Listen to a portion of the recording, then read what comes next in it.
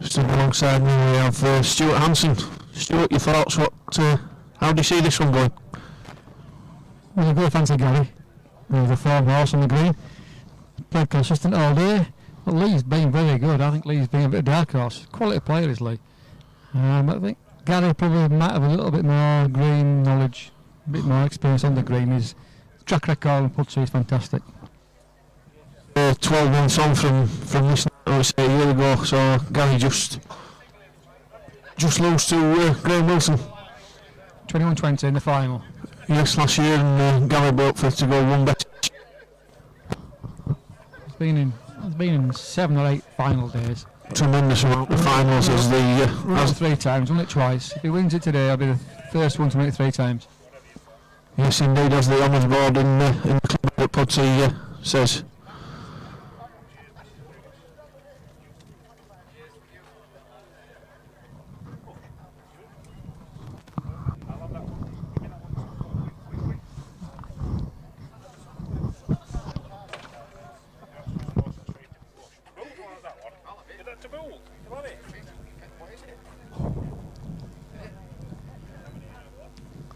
One thing about Gary, he does gold. The green, he used all the green, didn't he? He edges at greens across the full corners, and he lifts up an edge. He's everything. He's got the game for every mark going really. Into a round peg, either by a short peg, long.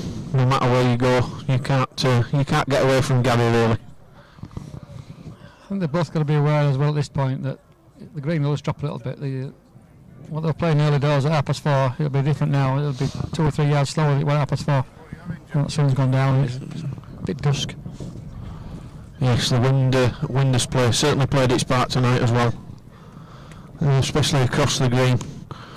1 or 2 players in the earlier round saying balls were pulling up when they expected them to run. Certainly the wind sweeps across here at Pudsey. Well, not Pudsey, as home players, they know. When that wind comes across the top over there, the balls can go anywhere. It's not the best for wind control on this green, unfortunately. It's not, no. Unfortunately, the club will not or are not prepared to install 60-foot high walls around to protect us from the wind. There was talk a few years ago, Paul Bowsey, well known, he was on about buying a big dome, an inflatable dome that we could put over the green, keep the rain off it, but I don't think he got his budget right. No, somewhat well. That's Paul Bowes for you. I'm sure many people listening to this at this moment, I'm sure, want to know Paul Bowes. In fact, he was about 11 o'clock on Tuesday night, and he had a Murphy League, and he was full of himself. And what he wasn't not going to do is fantastic. Yes, many people do have aspirations indeed. I've had 1 or 2 text messages tonight from somebody I'm sure many people will know, from a certain Peter Jagger. Was at the top of this game, but sadly Jags did get a season here last year, but the green just too hard. He's been asking him for the updates and wondering who's getting to the final. He was here earlier. Unfortunately he's had to go. He won't be due to work commitments now in Jags. He'll be busy watching some. He'll be no doubt he'll be back somewhere now. Cuddle up with Joanne watching a weepy film. But yes, Jags was here last year. Unfortunately, he didn't quite make the grade at Pudsey, Stuart, but he tried. He did indeed try, and everybody loves a trier. God bless you, Pete. We all love you.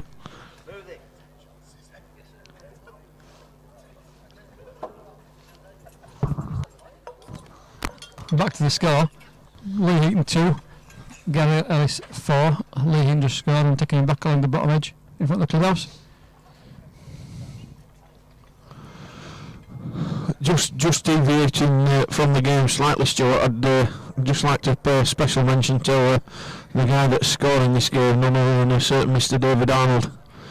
Put a massive amount of time into our game, both at Spen Victoria. I do believe he's been to every qualifying night and the final here at Pudsey this year, marking cards, doing everything he can. Ran the Spen Masters for several years. Unfortunately, for this year, but he's back on again in September. It was a one night 16 in 2016. Fantastic credit, David. And the game of bowls needs people like David. There's still plenty more about, but yeah, it was sad to see the Spen Masters go this year. It has turned into an invitation 16, which I'm sure will be a top night of bowling. I do believe that's the first Saturday in September, but I just wanted to mention David there. It's a fantastic man in our game. Done a lot for the game over the last 20 years. More David Anders. It certainly does. As we see from day to day on various social media sites, people are quick to knock people, and okay, nobody can do anything right in this game these days, but David is one of those, has been a massive credit to our game. Like myself and Mike touched on earlier, it was a decent crowd here at Pudsey, but not the best. It's unfortunate again. We tried the competition here when it was in its first few years. It was back in the season October. We found some finals nights there. They were freezing cold, so we thought we'd bring it forward to August. And so it's even colder. We're running through July and August, and hopefully getting back to weather. To be fair, some of the nights have been quite good, but tonight it's freezing. I've just been to the car to fetch another top and managed to find a big pair of thick gloves, and I would have thought on the 19th of August we'd need gloves on to stop us from the cold. It's been a good turnout though. I mean, there's a lot of people inside the club. You can't always see around the green, but there's a lot of people inside watching it through the windows.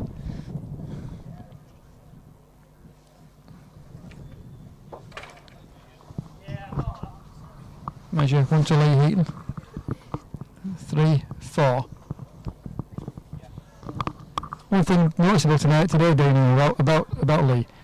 It's been mentioned in the office over the far side there by Nick Smith, a legend of the game, who watches Lee Heaton and tips Lee Heaton early on to win this. Lee has played, he's not been the same mark twice, he's gone around, everyone he's played, he's been all around the green. He's given no choice, changed the length and line every time, which it takes some doing in the green. He's not really comfortable on, but he's just let our good and man again.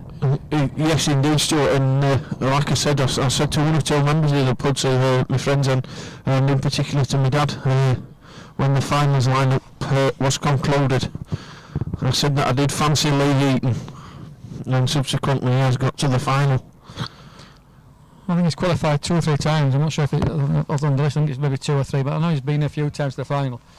I think he's been here every year.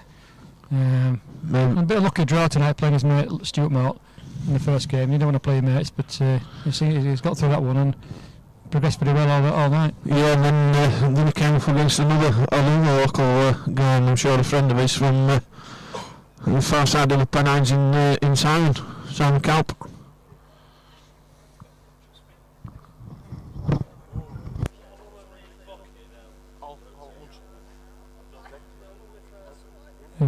Coming through the back. Just joined now by pull this one in. The legend that is Greg Smith is just the game from the one. Well, he told me well earlier on when he asked me for sponsorship from the grass doctor. Give us his views on this game. How do you see this going, Greg? Comes in 4-4. So far it's gone as predicted, I think. I can see it's been 21, 19, 20 either way, to be honest. Both played really well. Two different styles of games today. I think Gary's got to the edges most of his games. Whereas Lee, like you said, is playing all over the green, which is, if you haven't got the jack in your hand, it's hard to follow. But we just go for Gary. Yeah, you think Gary's all-round game. Not that Lee's not won anything in the game, but Gary's all-round game. You just think he tends to have that edge. It certainly won't be a walkover, as Gary's first ball at this particular end just snuggling up to the jack and maybe a foot to the side. I think Gary's record on his green speaks for itself. In the years he's been coming to it, to win it twice, lose 3 times, been in the finals 8 times. He doesn't lose many games. His ratio must be fantastic. If anybody could work out the games he's won and lost, it's a phenomenal record on his green. It's not an easy green to play, as the homesters all know. Lee's just played a good bowl there to beat a 6-inch bowl. Gary certainly won't be short with this one. He's watching it. He's stalking it all the way. Has he got something? Oh, he's just slips underneath as Lee signals one. Nice little 5 break, puts in 5-4 in the front.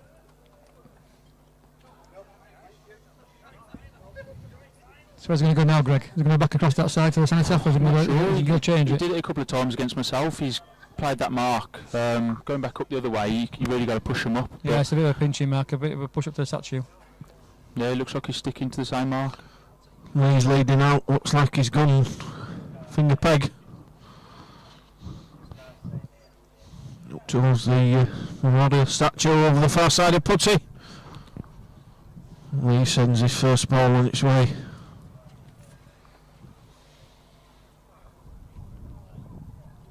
Just going to finish up short and shy of the jack. It's not shabby lead there from Lee. I think he'll be reasonably happy with that lead on that mark. If you get a fraction tight, he'll just pull a little bit. What can Gary respond with here? It's on its way. Got better routes. Yeah, I think Gary likes it. Yeah, good one. Gary has very good reason to like it. Very good response there from Gary. Good ball. I think he's played this game before. Well, I think Lee's trying here, if he's going. Just going to peg shy again. Just going to pill tight. Lee's got a bit of room to make 2.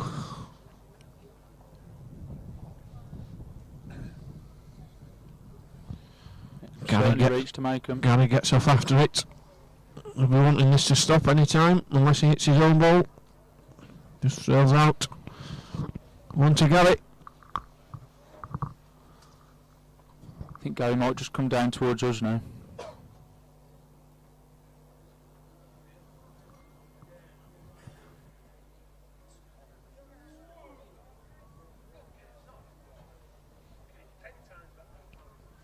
No, change of tactic. Yeah, it's same play this mark in his previous game, Greg. Seemed to favour this against James in the semi-final. Yeah, really tough marks just over the crown here at Pudsey.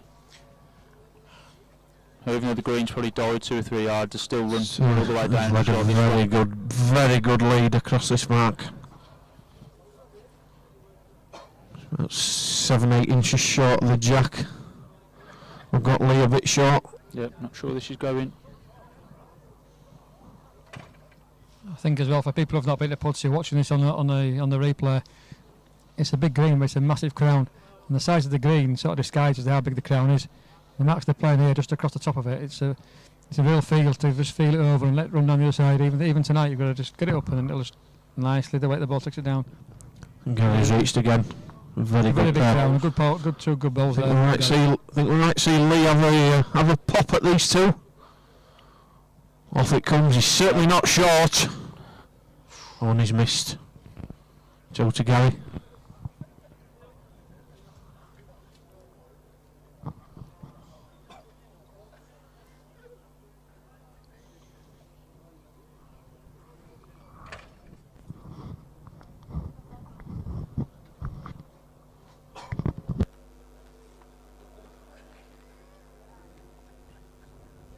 being a Pudsey member, Stuart, don't think you could have hoped for a better finals day lineup No, tonight.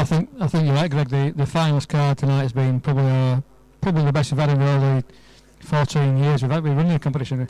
And I know I have a little dabble myself on the betting, but tonight I didn't bother. I just didn't know who to pick. I think difficult to. They've got to pick a winner. Obviously, the big one's on Gary, and he proved to be the winner at the end of finish. But it was a tough call, and it has been the best field. Yeah, it was a field where literally any one of them. Any one of the 16, yeah. All the local lads. There's the Leeds lads from the Gates. There's the Huddersfield lads, Jack and Wayne Mosley, Asher Dakin, Kingy. Always you can never count Kingy out on this green. He plays it in regular league matches. And there's the travellers yourself, Greg. You've done well here. Simon Kelp's the previous runner-up. Stuart Mort's been in the final before, so everybody in the card today had a chance. Good record, yeah. Lee's going to have a go at this. Couple of big twos there from Gary, just two massive twos, punches him further into the lead. Well, Stuart, Greg, we were hoping to get a bit of guest commentary tonight from a member here at Pudsey. I'm sure Stuart definitely will, but I'm sure Greg is a certain Mr. Liam Griffin. We were hoping to get a few words in the commentary box from him, but sadly he's declined. He's tucked away in the club, and I have to say that Liam is actually a worse tipster at a running ball than myself. I did ask him myself if he would like to come and do a bit of commentary, but Stuart has declined it. What do you think to that? I'm surprised, to be honest. I'm not surprised. He's in there. He's keeping himself warm. He's having a few pies, and I'll probably have about 3 or 4 pints of Carling, and I'll just be trying to catch up with Angela, but it'll be a long way behind her, I'm sure. I have to say, it's the first time I've seen him without any headwear on. Baseball cap, woolly hat, and I have to say, it's frightening. I think he's got a fresh haircut. I think he has. I think he's gone down to Bone, Greg. He's got a pair of stonewashed denim on. I think he's out with the family tonight, but it can be a scooter. I do believe that's Sean's scooter as well. So Liam, if you do get to watch this, maybe you won't decline the commentary offer again. He's got his second ball, just snucks inside. He's really dropped onto this mark at minute as Gary. Good piece that. It's across the top. Push up and let the ball take the weight down the other side. He's far enough, but I think he's over the top. Will this peg in? That's good. Oh, it's an iron ball from Lee. It's an iron ball to save 2 and count 1. Game changer. 2 down there. I think. Lights here at Pudsey. It's with the floodlights. I do believe it's 9-6 to Gary, but Lee's leading out at this end. Yeah, I think for anybody who's watching this and wonders why it's a little bit dark, unfortunately this week we've had a bit of a when the we've gone on the lights, and we had to make a decision. Did we get a cherry picker across the green to replace the lights, or do we have to put up, because if we do that, the tyre tracks can damage the surface. So we made a choice that for all the games prior to the final, we would play in better conditions, and now the final can be a little bit dark. But that's the choice we made. It's unlucky with the floodlights. I thought Floyd might have climbed up them. They're a long way, Greg. They're a long way up, lad. They're quite an high up of those. I think word has been mentioned that a couple more stanchions may be needed, but unfortunately, like I say, the bulbs have gone tonight. But the green is not too badly illuminated. No, you can play it, but it's not ideal. It's certainly playable. The players were informed at the start of the day what would happen, but looks like an easy 2 here for Gary. Gary just slips in for another 2. He's getting him in 2s here. Yeah. Just starting to get the feeling now. He's Gary. I think he's confident. He signals to David once again. 11-6 as they go. Sometimes as well in this conditions, although it's a bad on the last end, but the light not being brilliant, you need to feel the jack, don't you? It's more feeling the jack yourself is better than having to guess it and gauge it in the dark light. Definitely, I feel that when you play under floodlights, it's really hard to judge your bowls and where the jack's going. So it does help to have that feel of the jack in your hand. I'm surprised, Greg, that in Yorkshire there's a hell of a lot of greens with floodlights. We play a lot of floodlight bowling in Yorkshire, but Probably don't have many full nights in Warwickshire. No, hardly any. You know, all our leagues are played. Our main one's on a Saturday, and our evening ones, when it gets dark, they'll start at 6:30 rather than 7 o'clock, so it's Right. finished by the time it's dark. Yeah, I'm surprised. I was talking with James and he was telling me that. I just found it difficult to believe it. Such a hotbed of crown green bowls is Warwickshire, Worcester, well, all the south, southern counties. We made a rather soft show here in Yorkshire. We put up with the cold and the inclement weather. Well, our season, our football season starts in September, runs until the end of October. And sometimes you get better nights in October. We do indeed. We do indeed. Do you have any winter floodlit leagues? Castleford run one, Castown and Tadcaster run one throughout the winter. They run all the way through, right through January, February, and December.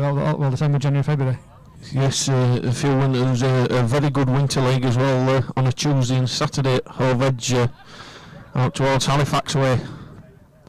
That's running, however, that's running lunchtime Tuesdays and Saturdays. But like I say, let's do have a floodlit evening league on a Wednesday, just about to commence in the next couple of weeks.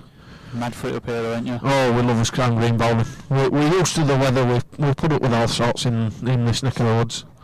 But like Stuart says again, Castleford Town, just along the M62 there, they run a winter league. A lot of people still do put the time and effort in to keep our great game going.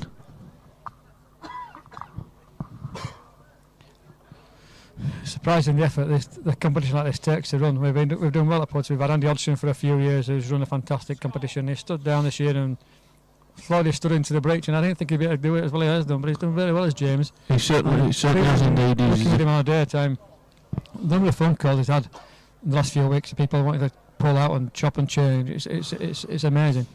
It really does put the pressure on the organisers of these competitions. Certainly does. When you start with the initial advertisement of these competitions via various channels, social media, word of mouth, phone calls, text messages. Rapid it is, he's got it. It certainly does. It certainly does. These competitions do take some organising. As Lee unleashes a strike. He missed again. Two more to Gary. 14 sticks. He's got the swing now. He's going into cruise control. Strutting into a lead is Gary now. He's quite comfortable at 14-6.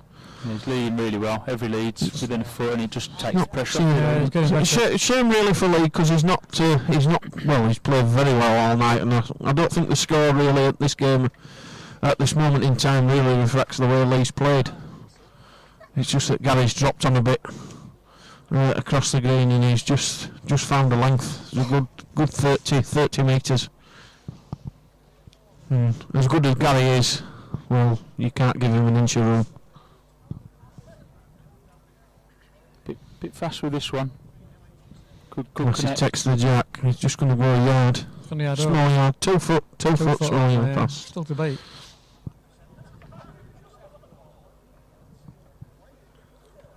I think it's good pace. Yeah, winner. Very good response from Lee. Very good response. Leaves his ball just shy, 2-3 inches short. Gary might just play. See Gary having a go at this. I'm going to just play over. Will he play a rambling, running I ball? think he'll just play a yard over and run block the two. Oh, no, No, he says he's going to have a full weight go. He's instructed the referee to stand behind this as Gary unleashes a strike and connects. Yeah, good hit. And scatters the end. He changed the mark a little. Kills the end. A very good strike there from Gary Ellis. Changes the position of the jack. About Gary, he's not known for it, but he's a hell of a striker. He is, yes. He's not the most powerful strikers, as we've seen, especially like Greg stood at the side of us, Chris Brown, various other players. Callum lets him go a bit, doesn't he? Callum has been known to let the odd strike go. Over 15 metres. Yes, over 15 metres, very, very sharp pace. But no, Gary's, but he's very, very precise, is Gary. For all it's not the most powerful of strikes.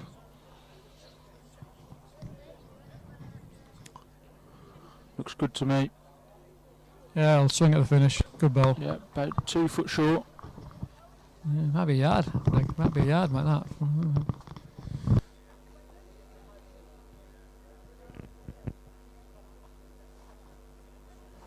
Lee's just getting caught short here. Yeah, he's just stuck out on it, just stuck wide. Dino's just run off. That's a calm nature of Dino. Come back, Dino. I was hoping he was going to go at the bar and get us a point, Stu. I don't think that'll happen. Well, I think Lee's got to get in here if he's going to have any chance. Yeah. It's starting that gap's getting bigger. Oh, it's a nice pace, Greg. There's this one. If it Good line and good inside, pace. if he gets it inside, back of it. Winner going in. Winner with a miss. 15-6 on the board.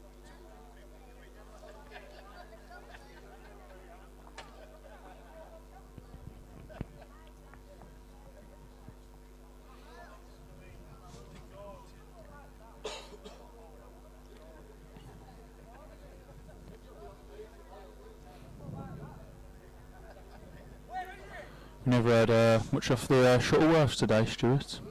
I think the two will be trying to sign players up for next year's Ossett Flying Horse team. I hear we've tried to get you, Greg, to play on a Tuesday night in Yorkshire. Yeah, they did try and get me.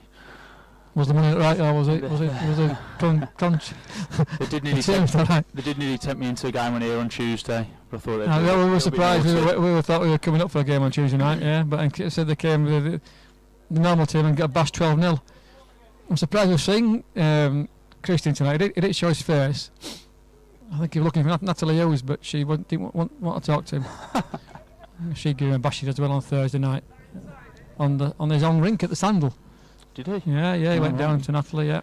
Kept that one quiet. No, yeah, I'm sure he'll talk about it later. I think he's still here. No, I seen him make a sharp exit.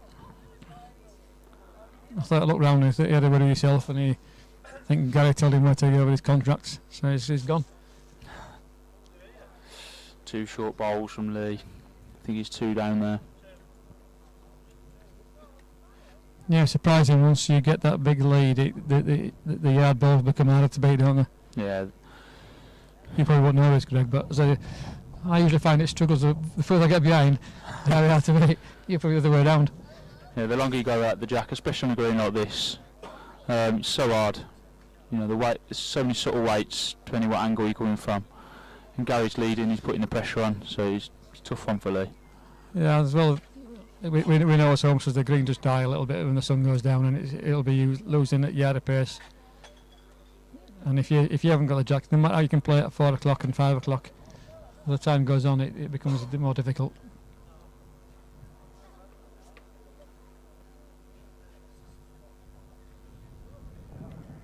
Yeah, so he's going to go through again. He's reached up and gone through 2 yard.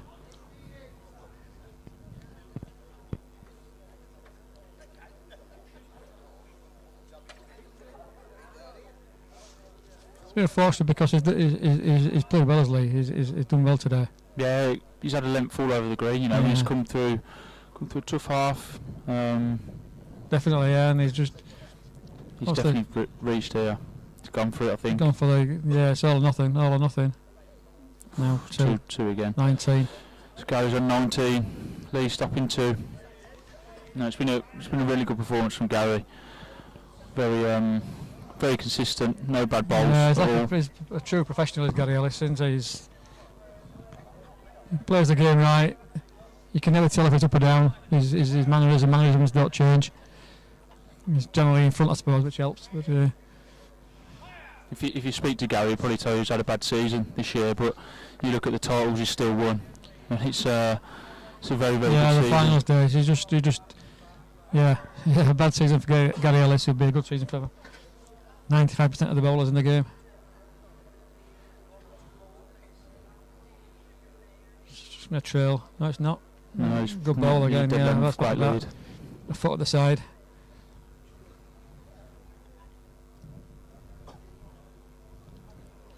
It's going to go out, I'm afraid. Missing. Yeah, just gone out.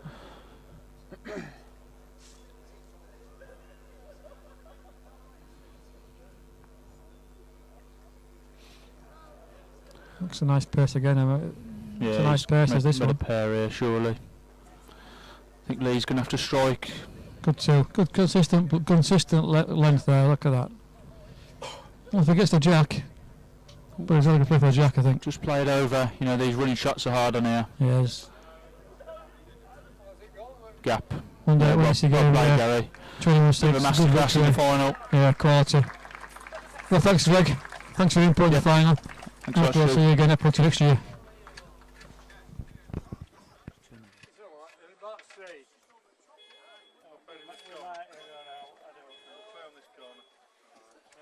All those two.